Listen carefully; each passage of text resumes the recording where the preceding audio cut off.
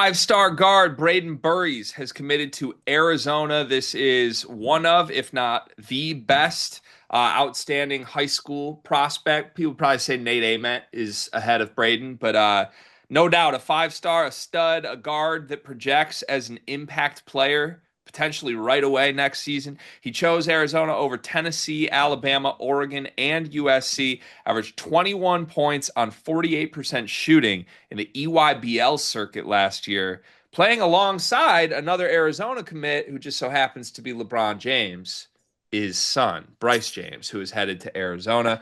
Riley Davis, you said you were deep in your Braden Burries film bag last night. Help us break down this commit. What are the Wildcats getting? Yeah, I think this is their Caleb Love replacement, point blank. I think he's going to slide into that role, fits really nicely next to Jaden Bradley because he is a pure bucket getter. I don't think, something that I would say was like one of Love's greatest developments under Tommy Lloyd was where he grew as a playmaker and you could run the offense through him and play him out of ball screens and he would make some really good decisions. And you saw that a lot more at Arizona than you did at North Carolina. And I think that's probably the next area for Burry's development is just growing as that playmaker. But right now, he's coming into college. Like he's pretty old for his class, and he's like a legit 200 pounds. He's like 6'4", 200 and strong. He's really, really physical in the paint, which I love. Like finishes through contact. And you see like he loves getting into like his pro hop, and it's pretty lethal and good shooter, good range, a little bit streaky, but just as a whole, like watching him, it's like, oh, I see why Tommy Lloyd put the full court press on this kid. Like he's a tailor-made fit for what Lloyd likes to do at Arizona. And it's, I don't know. I get that like Darren Peterson is the guard who takes all the headlines in this class, but Burries to me might be my favorite like scheme fit of any guard who we'll see in this freshman class. Ooh, I like that from you. This class rocks. Hmm. And that's not the case every year. 2 years ago, the class was really underwhelming. It felt like even if you were a five-star, you may not even be like a rotation guy. Last year's class was so good that like if you were ranked in the 60s, you would normally be ranked in the teens. This year's class, I think, is somewhere in between, but closer to last year's class, where I think like there's going to be a lot of players that impact college basketball in the top 30, top 40 in this class. And Arizona has a lot of them. I mean, you just step Hmm. back from this right now. They got Aristade, they got Kobe Pete last week, they got Brayden Burries now. Bryce James in the class too. I don't want to make jokes about that, but like it just is impact guys that I think Tommy Lloyd is sort of planning on being the faces of this team. And that's unique when the rest of the sport is sort of going away from that. Hmm. And the more I sit on this with the Burries commitment, I don't think that's like a minor thing. Like I think a lot of thought went into this, and I kind of want to pick your brain on it because Kobe Pete's awesome. He's like ready. He's polished. He's a no doubt one and done. Burries, I can see what you're saying. Like he's really fun. I think he's a three-level scorer, skilled. He's got size, really good size for a guard. So I like the Caleb Love role shout out for him. He probably will be a volume scorer for this team. I also just, I guess I don't view him as like a guaranteed one and done. He could be if he hits, he could be like Jamal Murray-esque type to me. Hmm. But, 6'4" guard, combo guard, not necessarily a point. You never know what that's going to turn into. But then you look at what Arizona's doing in the portal, which is nothing, right? They've only lost players. They lost KJ Lewis, they lost Vsar to your school. Emmanuel Steven is out. They lost a lot of seniors that are graduating. Do you think this is all intentional from Tommy Lloyd on like, you know what? Everybody else is zigging to the portal. Why don't I zag and basically put together a Duke level recruiting class and see what comes of it? Do you like that move?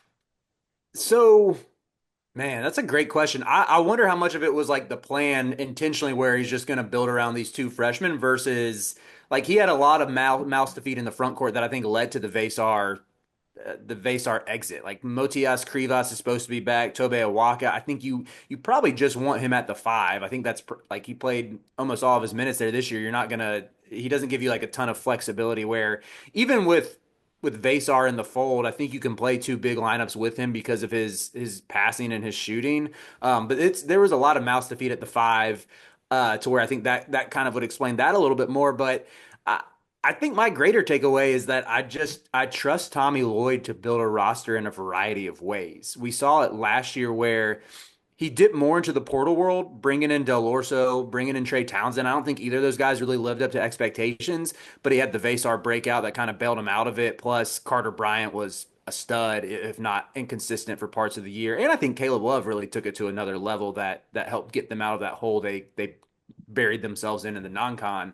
But I think I'm probably higher on Lloyd as a coach than you are, just based on your Tam McCaffrey nickname.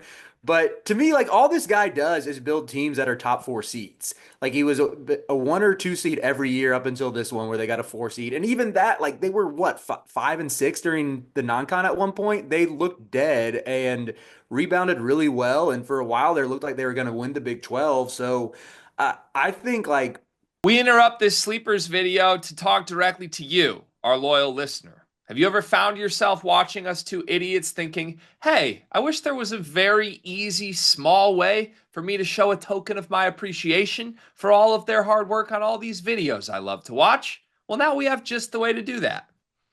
Thanks to the beautiful folks over at Underdog Fantasy. They are helping us out this month, presenting a lot of the content coming out this month, giving you a chance with a amazing offer that you can use using our promo code that Gregory will tell you more about.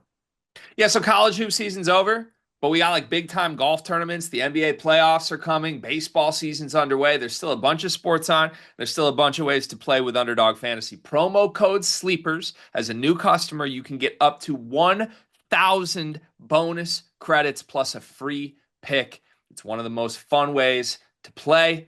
It's a great way to support us. And on some actual like non-ad read stuff, talking genuinely here, really helps us because if Underdog loves us, if we get a lot of people to sign up, they're going to help us continue to bring you the content that you love. Show your support. Join Underdog Fantasy. Use promo code SLEEPERS. Get up to $1,000 in bonus credits and a free pick. whether it was part of the plan to stack this elite talent and deal with a few transfers as collateral damage or not, my greater takeaway is like I just trust Lloyd to sculpt this into an awesome team. And I even think when you're looking at it right now, Greg, when you have Bradley at the 1, Burries at the 2, Carter Bryant at the 3, Koa Pete at the 4, and Krivas or Awaka at the 5, like that's an awesome top 6. Like I think Koa Pete and it like Burries, Carter Bryant, and Koa Pete as your 2 through 4 is disgusting. Like Do you that's a think Carter nasty Bryant's tier. back? I've just assumed he's gone, but even if he's gone, like I think you just slide Aristide and I love him. He's Yeah, an yeah. underrated prospect to me. Yeah, I bet Bryant ultimately comes back. I don't have any intel Really? on that, but what's he mocked now? I would guess like Gavoni probably has him somewhere in the 25 to 40 range without looking. And I think with those guys who aren't surefire lotteries, like again, with a coach like Tommy Lloyd, I'm sure Arizona has good enough money that they could get him back. Yeah, And I true. think if they do bring Carter Bryant back, we're talking about like, top 5 breakout candidate on everybody's list. True. Makes sense. I mean, I love the rosters we're going through names with or without Carter Bryant. I think they're a top 10 team for sure next year based on this. I feel like we underrated them in our way too early top 25, and we put them twice on the list yesterday. In the segment, we just named Arizona twice. I think they were 19th and 24th. So we'll have to fix that for future versions of this now that Braden Burries is in the mix.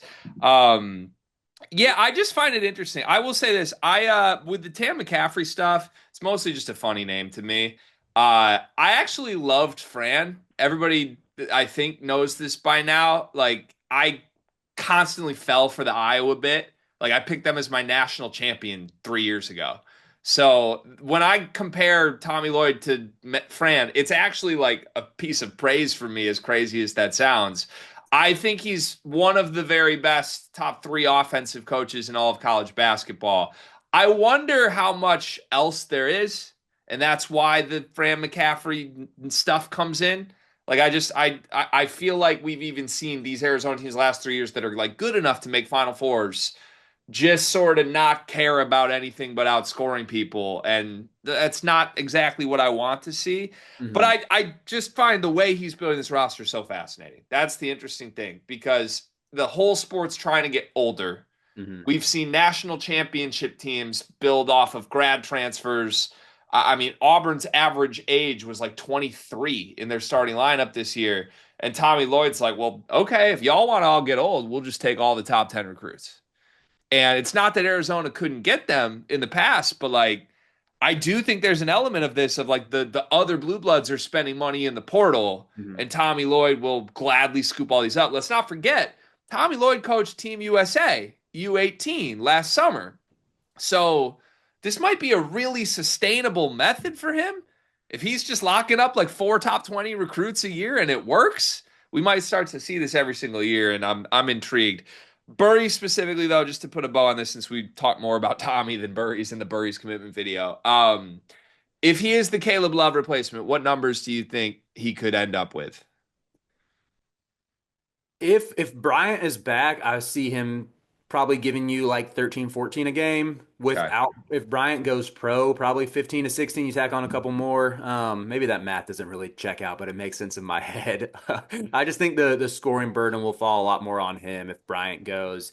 A quick search of Carter Bryant on Twitter, it's a bunch of Arizona fans saying like it's been 2 weeks since Arizona's season ended and Carter Bryant still has not declared for the draft. And this one account has like posted a photo of Carter Bryant meditating at half court. So I'm very in on that if that's the logic.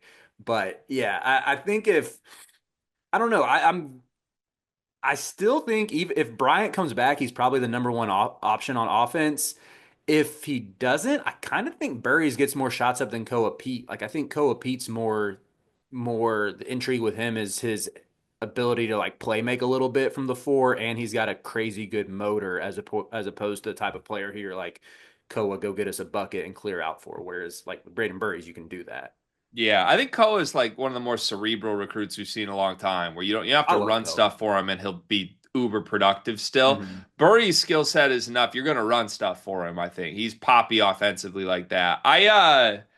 One thing I would say, again, it's back to the portal stuff, but like looking at what this roster leaves with Caleb Love losing and all that, even before the Burries commitment, I would have thought the one thing Arizona really would prioritize this offseason would be like, let me go get an offensive engine backcourt piece. No disrespect to Jaden Bradley, who had a great year, finished the season really strongly. I still don't view him as like an offensive engine piece. I think you'd be at your best with Jaden Bradley, sort of focusing on defense, being a setup guy, being a second or third option offensively.